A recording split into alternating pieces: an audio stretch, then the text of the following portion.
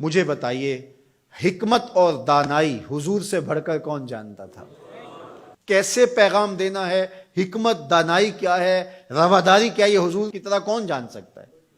اور کفار مکہ کو سب سے زیادہ تکلیف کس بات پہ ہو سکتی تھی کہ ان کے بتوں کو غلط کہا جائے، اور انہوں نے کہا بھی کہ یہ نہ کریں، ہمارے بتوں کو غلط نہ کہیں، بلکہ حضور کے چچا کے پاس آئے، جناب ابو طالب کے پاس، کہ آپ اپنے بھتیجے کو سمجھائیے کہ ہمارے بتوں کے خلاف بات نہ کریں، انہیں کوئی دولت چاہیے تو بتائیں، انہیں کسی خاتون سے نکاح کرنا ہے تو بتائیں، انہیں تخت و تاج چاہیے تو بتائیں، لیکن ہمارے بتوں کو غلط نہ کہیں۔ تو حضور کے چچا حضور کے پاس آ کر کے کفار کی یہ بات سنانے لگے، تو آقا کریم نے کیا کہا؟ یا امّ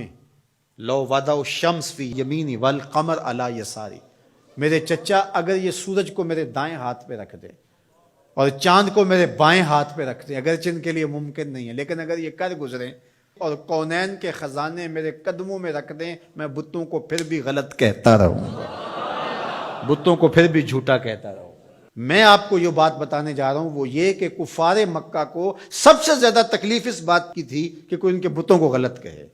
اور حضور سے بڑھ کر حکمت کون جانتا تھا؟ تو چلو اس بات کو آخر میں رکھ لیا جاتا، لیکن حضور جانتے تھے دین کی بنیاد ہی یہی ہے، کانٹے بچھتے ہیں، گڑے کھدتے ہیں، جو بھی ہوتا ہے ہوتا رہے، لیکن لا الہ ہمارے کلمے کا آغاز یہاں سے ہوگا، پھر الا اللہ کہیں گے۔ پوری کائنات بچھ جائے تمہارے لیے،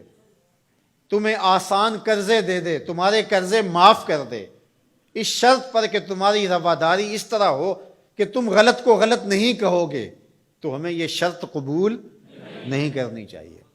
مختلف ادوار کے اندر ہر حکمران یہ کرتا ہے کہ وہ رواداری کے نام سے شریعت کی حدود سے تجاوز کرنا چاہتا ہے۔ شریعت کسی کے گھر کی لونڈی نہیں ہے، میرے محبوب کا لایا ہوا نظام ہے۔ 25 دسمبر ہو یا کوئی اور دن، ہولی ہو یا دیوالی یا کوئی اور موقع ہو،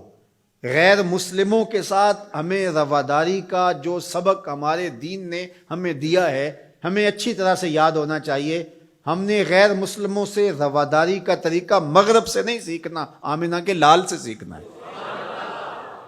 تو ہمیں کبھی بھی اس عقیدے سے انحراف نہیں کرنا چاہیے۔ ہمارے آیان اقتدار،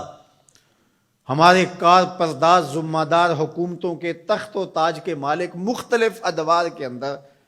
ایسے فول کر جاتے ہیں کہ جو شریعت کی دھجیاں اڑانے والی بات ہوتی ہے، اور وہ اس کو رواداری کے نام پہ کر رہے ہوتے ہیں۔ ان کے ساتھ رواداری کا یہ مفہوم نہیں ہے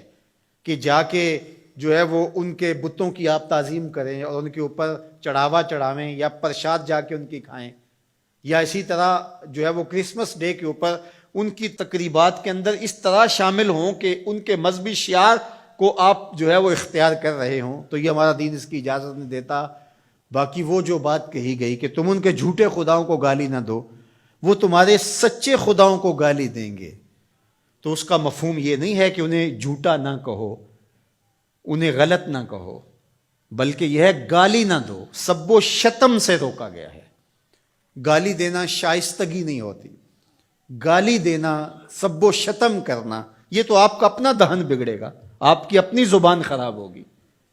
تو اس سے منع کر دیا گیا ہے گالی نہ دو۔ تو اس کا مفہوم یہ نکال لیا گیا کہ ان کے بتوں کا احترام کرو، یہ مفہوم نہیں۔ تو یہ نہیں ہو سکتا۔ رواداری اپنی جگہ پر،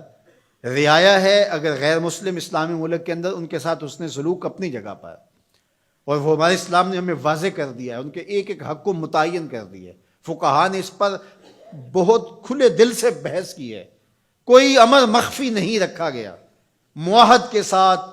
مستامن کے ساتھ، ذمی کے ساتھ ساری چیزیں بیان کر دی گئی، بلکہ جو معاہد کے ساتھ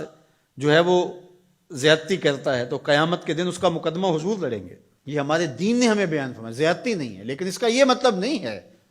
کہ جو ہے وہ ان کے عقائد کو اختیار کر لیا جائے یا ان کے بتوں کے اوپر جا کے چڑھاوے چڑھائے جائیں، ان کے مندروں کے اندر جا کر کے جو ہے وہ اس طرح کی بات کی جائے کہ جو ہمارے شریعت اور ہمارے دین کے تقاضوں کے خلاف ہے۔ تو ہمارے دین کا آغاز نفی سے ہوتا ہے، لا